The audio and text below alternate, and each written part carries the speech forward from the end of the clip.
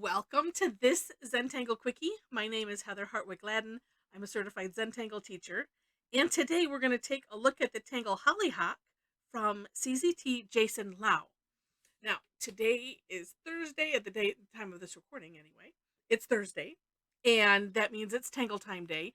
Tangle Time are classes that I do on Thursday. I do 2 sessions. Actually, most everything I do is 2 sessions, 11 a.m. and 7 p.m. my time here in Michigan. Um, so if you are interested, and I'll show you the results at the end. Uh, if you're interested in joining a bunch of fellow Tangle addicts um, that like to have fun and tangle and create really neat stuff, would love to have you join us. Information is on the description section. Um, Below the step outs, link to my website. Click on classes. It has all the different ways that you can follow me for classes, so that way you see when I post new ones. So I do a class at least one thing every week. Most of the classes are free. Like this one is a free one. I do have some that are paid, so that way it allows me to stay in pens and and keep doing stuff. So um, I appreciate all of especially appreciate all of my uh, Tangle Addict Club members. So I do have a membership club. Again, information is on the website. All right, let's get to this fun tangle. All right. So I actually, because it's in my hand, because I thought about it a minute ago, I'm like, I'm going to start with a little thicker pen today. And this starts off with, we'll say, however you want to draw it. It's kind of like a stem, straight-ish line going into a curlicue of sorts. And I'm going to turn my tile because it's a lot easier to draw this. We're going to do one on the opposite side, like so. Okay? And then, actually, I'm going to try to draw this upside down. So the shape that we're going to draw next, it is really a big C or a backwards C. And I'm going to start here. What we want to have is, well, to be honest, it doesn't really matter where these end up landing, but I do like how Jason had them being somewhat in the middle. So this is what I'm going to do. So just drawing a big C. Wow, this is enormous. A big C shape here, and then we're going to go do a backwards one. I'm going to do the backwards one this way. And I like to add a little flair. This one, if you're a tangler, reminds me of Toodles just a little bit. All right. So once you have this, I barely left enough room for me to aura. What? For aura on the outside, but you know what? If you do this, I have enough room.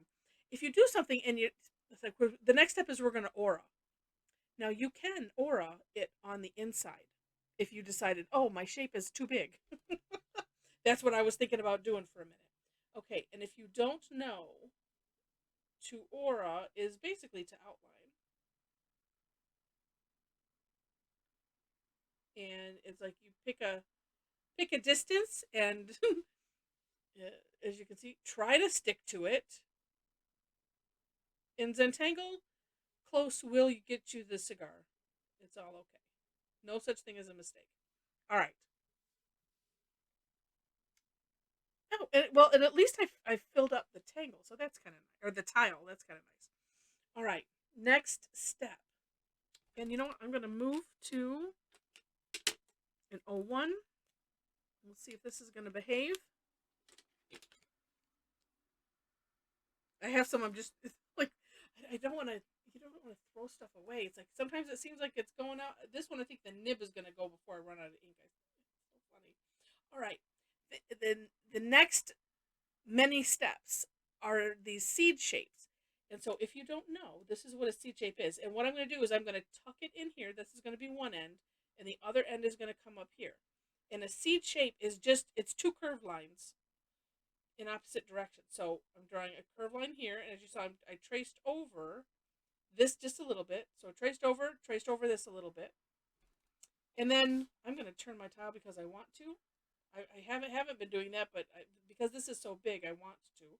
And then we'll do the same thing on the opposite side. And the reason I turn my tile is when you plant your hand and you get this curve. And so while I could do this and I could do this, it's not, it's nicer and a little bit more consistent if I flip the tile. Just sometimes I'm too lazy, apparently, because I'll do it both ways. It just depends. It depends on what I'm doing, you know, and you can change that. I like to share that because if something just doesn't feel right, take a look at, okay, well, if I move my tile, or if I, you know, maybe drew it in a different direction, would it help? And a lot of times it does. So it's something to work towards eliminating frustrations. All right, then we're going to continue seed shapes all the way around here. And here's how it's going to work. Because when I looked at the tangle first, I was like, well, I just don't know about that. But it works out good.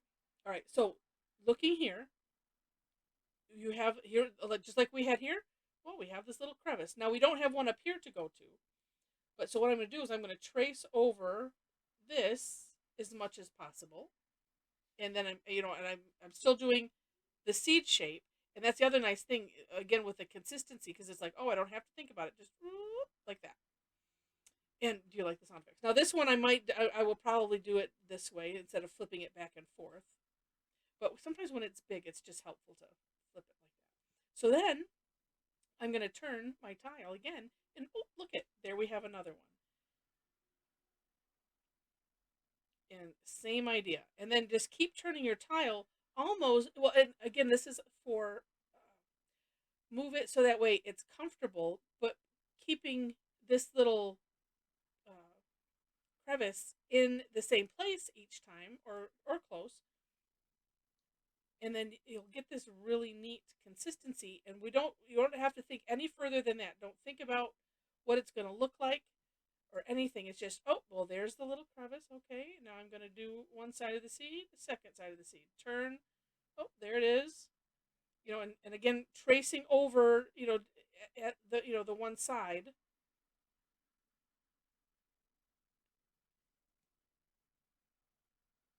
And just, like I said, don't think about it. And just keep turning and making your seeds. Now, as we're coming to the end of this, this is a way where, well, you can make some decisions. Now, what I'm going to do is, let's see. I'm just going to do, I think, just one more here. Like that. And I will show you an example. I did go all the way around, and it looks really neat. But I want to stick to the way the step out is, because as we like to we joke, but at the same time it's true. It's like we learn the rules and then we break them. All right, now for the other side, I'm going to do the same thing. This, for my comfort, I'm going to do this opposite. So I'm going to start here. But I like to do these seeds, but I also like to do them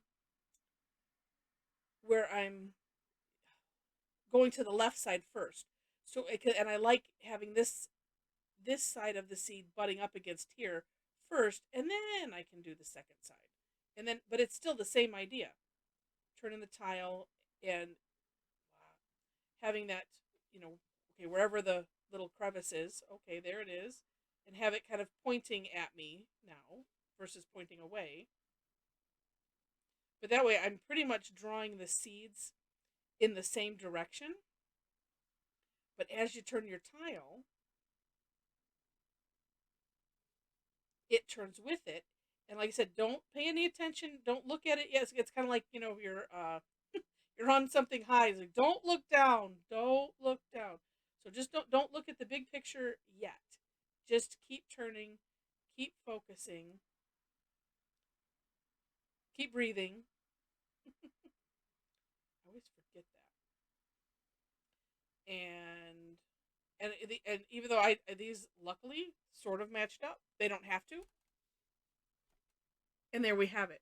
And then now take a minute and marvel at, you know, what you've done, because it's just like having these just fall over like that and have them look natural. for me, it's just like, that's just really, really cool. And so again, it's just focusing on the one step at a moment. It's one of the Zentangle philosophies. Focus in on one step at a time, one step at a time. And then at the end, you get to be surprised at the look of it. All right. So after this,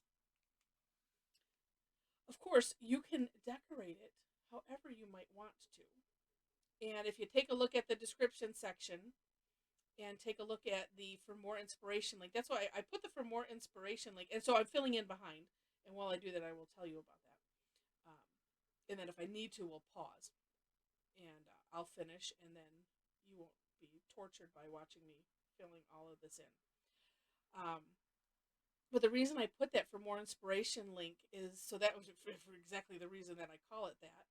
But that way you can look by the Tangle originator's hand, and if it's on Tangle patterns, there's usually a story or some other information on there um, as well. And usually if it's on just somebody's blog, sometimes they also include that information, and it's always nice. But you also get to see not only their step out, but samples of their work, and they're playing with it. And it's just neat to see. So on Jason's, you can see some of his own variations as he's playing with this. And so that's some things that you can try. And then in a moment, I will show you some of the things that I played with. And lastly, if you are so inclined and want to see even more, I would encourage you to go to my website, tangleaddicts.com. And of course, the link is in the description section. And subscribe to my blog. And it's on the right-hand side, says follow me. And then when I post this, so and to be completely well, I'm always 100% honest anyway. I'm always behind on getting these out, but as soon as I post it, you will see it, because that's how you will get that. And so after these Tangle times, what I aim to do, and sometimes I get them done in a timely fashion, and some not, is I take all of our screenshots and any of the photos that were sent in or that are on our Facebook community, and I compile them along with links to like this Quickie video and the class replays. And then you can see and have fun, but all the information is right there as well. But it's fun to see what everybody did, because there was some really amazing work that happened. All right, so this is where you pretty much end. So we don't fill in up here. So when you get to that last seed, no more coloring in. And what I'm going to do is I'm going to pause right now, and then I'm going to finish this other side. And if you're tangling along with me, you hit pause too, and we'll be back in just a moment. Okay, hitting pause. All right, welcome back. All done. It's just like a cooking show, right? All right, so here it is, complete. And what's neat about this is when you look at Jason's work, he didn't incorporate any shading in it, which is perfectly fine. We were talking about this on our Tangle time. It kind of gives it a folk art look, and you don't always have to add shading. It looks fine without it, and it just depends on what you feel like, and the look that you're going for, or just what you feel like, and let the tangles speak to you. We were having fun with that on our call too. All right, so this is it in its natural form. Let me show you how I was playing with it. So actually, I didn't do this one on a class. This was just me playing around with it. But this one, I decided to use brown for the tangle, and then I colored in with obviously some green for the background, and I colored in the whole outside, and that was a course correction. So because something didn't look right, and oh well, that's what I'm going to do then. And I decided to use colored pencil for the color, and which is just, it was one color, I think it's mulberry, and then some white, and it's kind of like my gem technique that I use, where I just use one color in white, and use the white sometimes to burnish, and or colorless blender to burnish and blend. And then I added some white little swoosh marks there just to add that shine. I think it turned out looking really neat.